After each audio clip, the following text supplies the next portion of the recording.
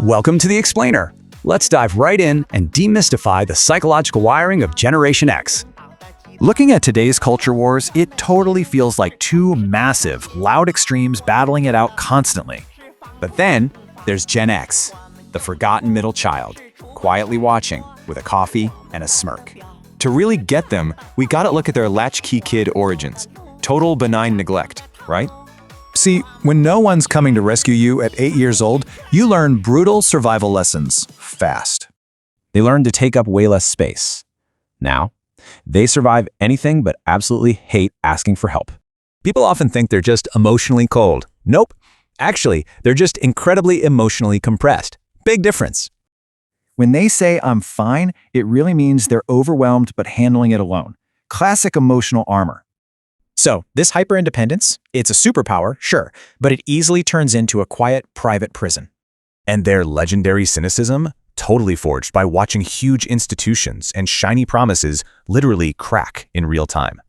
This chaos birthed their famous catchphrase, whatever. It's pure emotional self-defense to keep expectations incredibly low. Plus, they're the only generation that's psychologically bilingual. They flawlessly navigate both analog and digital realities. But man, constantly translating between those two totally different worlds creates a deeply unacknowledged, quiet exhaustion.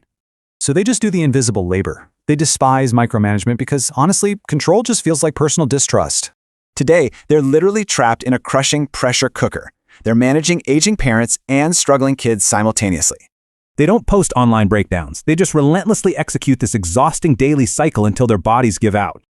This non-stop drive makes them so vulnerable to high-functioning depression. You can be super productive, but still drowning. It's tragic, really. The latchkey kids who ask for nothing became the adults everyone asks literally everything from. Stuck right in the middle. They're completely misunderstood by older and younger generations. Nobody truly gets them. But hey, hit midlife, they aren't breaking down. They're quietly, powerfully pivoting and escaping the whole performance. They're finally learning it's actually okay to need help, be tired, and just choose themselves for once. You kept the whole system running for everyone else. But seriously, was the prize actually worth the cost?